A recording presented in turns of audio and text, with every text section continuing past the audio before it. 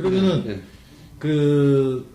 저희가 이 많은 그 동맹 세력을 이제 이 네. 포괄하기 위해서 복지 네. 그 사회 서비스 부분 네. 이쪽부터 이제 하는 게 좋겠다 얘기를 네. 하셨고 네. 재정 조달 방법 뭐 얘기를 기본적으로, 네. 했었는데요. 근데 이제 아까 복지 동맹의 주요 세력들 얘기를 하실 때 네. 예를 들면 이제 뭐 중산층이나 네. 여성층을 네. 이렇게 꼽으시고 네. 했는데 우리가 이제 의료복지나 이제 교육복지 이런 거를 네. 이제 한다고 해도 네. 거기에 대해서 이렇게 이 저항을 하거나 이러는 층도 만만치 않을 것 같은 생각이 들거든요. 네, 네. 제가 예를 네, 들면은 네, 네. 중산층 중에 이제 그 잘 사는 중산층 뭐 전형적인 이런 사람들은 굉장히 아파트 투기 이런 것도 하고 네. 그다음에 뭐 사교육 이런 것도 많이 네, 시키고 네, 네. 그다음에 이제 무슨 이 민간보험 뭐 이런 네, 걸로도 네, 이제 많이 해결하고 이 상층 같은 경우에 네, 네. 예, 그런 경향이 많을 거고 네, 네. 그건 뭐 여성층도 마찬가지고 네, 네. 그래서 이제 치맛바람이라는 게 네, 별겁니까? 네, 이 네. 여성층들이 많이 하는 거고. 그래서 한번 그쪽으로 한번 생각해 보면 이 층들도 이제 다양하다는 거죠. 네, 네. 네. 그래서 이제 의료나 네. 또 이제 교육 복지를 가지고 한번 생각을 글쎄요, 한번 같이 해보시죠. 지금 선생님 말씀하신 그런 계층들이 있겠죠. 하지만 그 사회 전체적으로 볼 때는 그런 계층이 다수는 아니죠. 지금 무슨 얘기냐면 지금 한국 사회는 어떻게 보면 어떤 복지 제도나 어떤 국가에 의해서 의료나 의료는 뭐 일정 정도 전 비교적 돼 있다 좀 더 가야 되지만 네. 교육 같은 경우에 좀 심각한 문제를 갖고 있기 때문에 사람들이 각자 어떤 개인적 차원에서 문제를 해결해 가는 것이죠. 네. 근데 그로 인해서 실제로 굉장히 그 생활에 어려움을 느끼고 부담을 느끼는 층이 다수란 말입니다. 그래서 그분들의 어떤 그런 문제나 부담을 덜어줄 수 있는 어떤 획기적인 어떤 복지 제도나 이런 거를 내놓고 또는 어떤 그런 거를 강하게 추진하는 개혁적인 어떤 정치 세력이 있다면 저는 뭐 당연히 많은 지지가 오지 않을까라고 네. 생각을 하는 거고. 그럼 저희가 네. 좀 단순하게 네네. 중산층도 둘로 나누고 여성층도 상하 둘로 나누고 네. 이렇게 해가지고서는 그게 좀 50대 여유 있는 사람들 50대 50이 아니죠.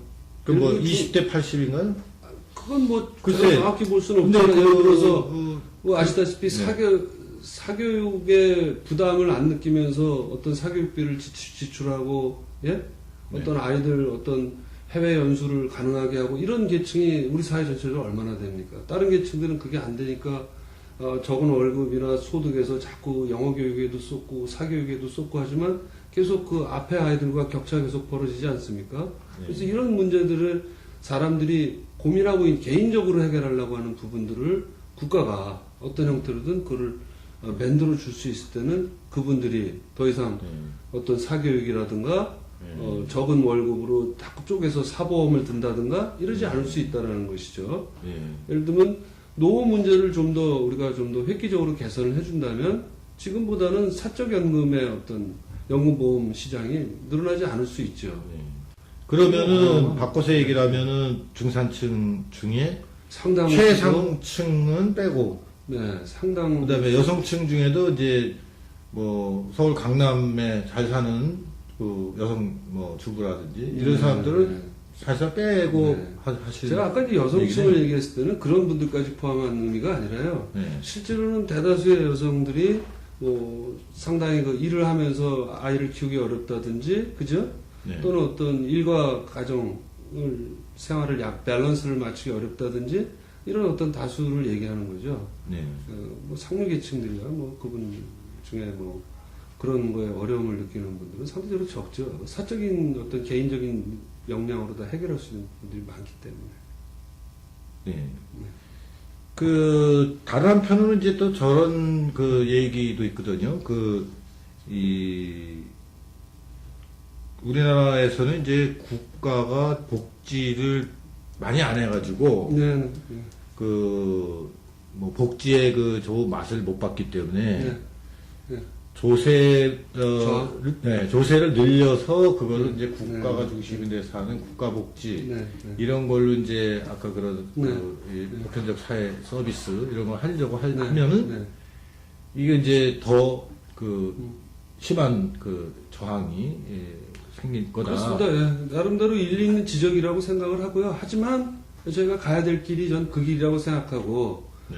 그러고서 뭐 조세 저항이 있겠지만 어떻게 하면 그걸 좀 최소화시키거나 또 또한 사실 국가가 못했던 부분들이 많으니까 국가가 이것을 많은 돈을 좀 조세를 걷어서 다시 국민들에게 되돌려주는 어떤 일정한 어떤 것들이 좀 국민들에게 어떤 학습이 되거나 또는 국민들이 그 어떤 국가의 어떤 진정성 그러기 위해서는 사실은 집권 세력이 굉장히 어떤 정말 중산층과 서민들에게 진심으로 어떤 봉사하겠다는 그런 어떤 자세가 있어야 되겠죠. 그것이 된다면 조세 저항도 서서히 줄어들지 않을까라고 생각이 됩니다. 예.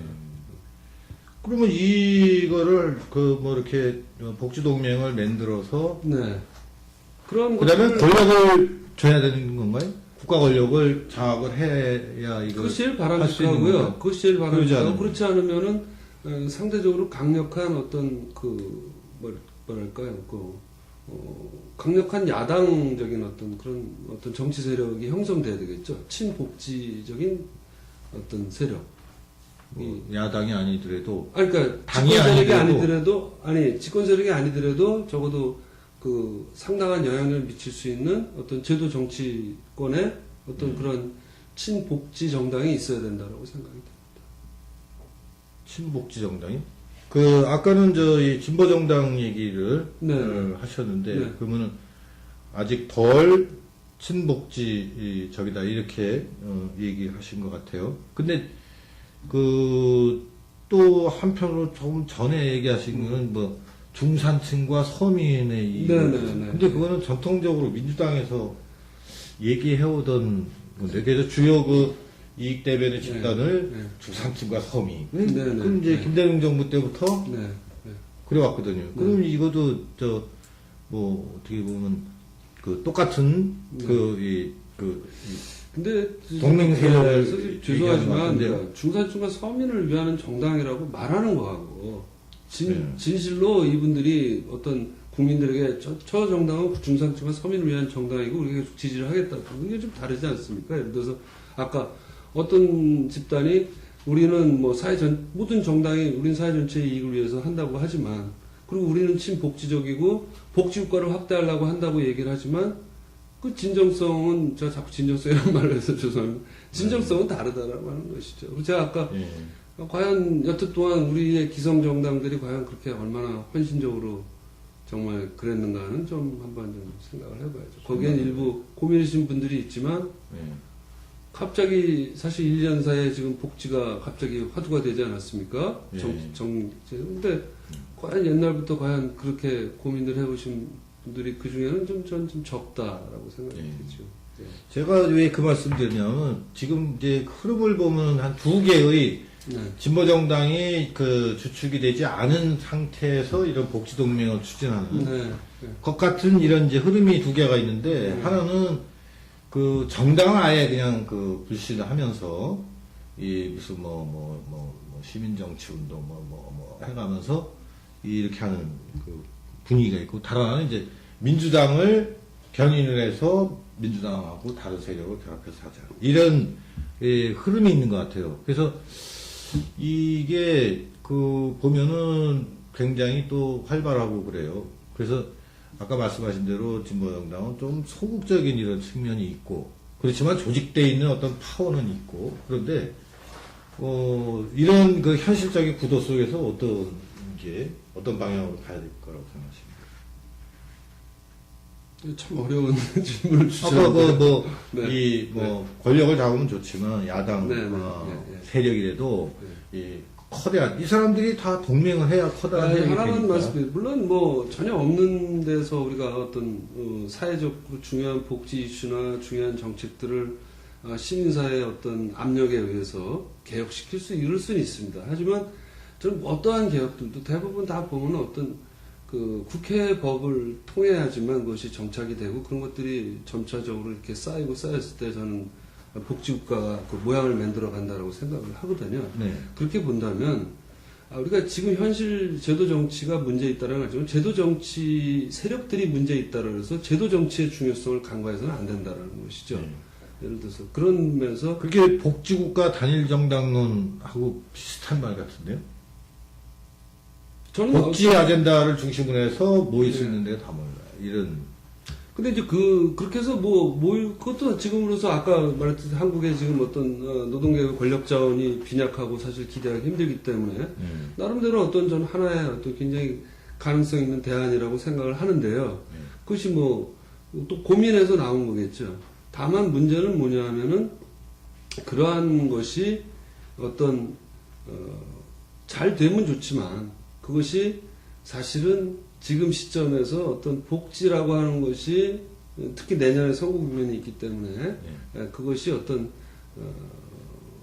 정말 복지 국가를 가고자 하는 진정성이 약한 집단 또는 어떤 그를 경우에 정략적으로 이용하려고 하는 집단들이 같이 결합될 가능성도 적지 않이 있다. 물론 이제 그랬을 때 정말 복지 국가를 추동하고자 하는 또는 경우에는 사민주의를 추동하고자 하는 세력들이 거기에 헤게모니를 가지면 문제가 없겠습니다만 그렇지 않을 경우에는 이제 그 다음에 우리가 그 다음에 이제 미루어서 아마 나타날 수가 있을 거로 봅니다. 근데 이제 가능성이 있지만 이제 내용이 좀 부실해질 가능성이 내용을 좀 더 이렇게 정말 탄탄하게 채워가야 되고 갔으면 저는 진짜 좋겠다라고 하는 것이죠. 그리고 아까 말씀하신 대로 파란도, 동맹이라면은 이런 그 연합이 오래 가야 되잖아요, 그죠? 네네. 일시적으로만 아니고. 그렇습니다. 예. 그런 맥락에서 말씀드린 겁니다. 이것이 일시적인 어떤 그야말로 어떤 이합 집산이 정파 아니라? 간의 어떤 이기적인 계산에서 나온 것이 아니라 당장은 더디 가더라도 중장기적으로 정말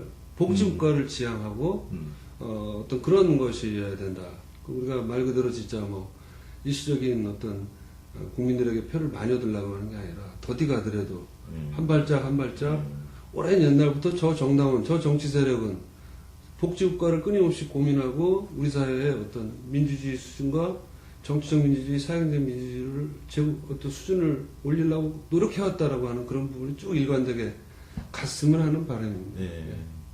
그래서 이제 돌이켜보면 이제 조직 노동자라든지 진보정당이 복지동맹의 중심 세력으로, 주도 세력으로 가는 게 힘들지만 맞다. 장기적으로 계속 그런 말씀을 노력을 하시면은 하시는, 다른 어떤 사회 내 중요한 집단들이 저는 기꺼이 서로들 다 왜냐하면 그분들이 신뢰를 얻기 때문에 서로 결합할 수 있을 것으로 봅니다.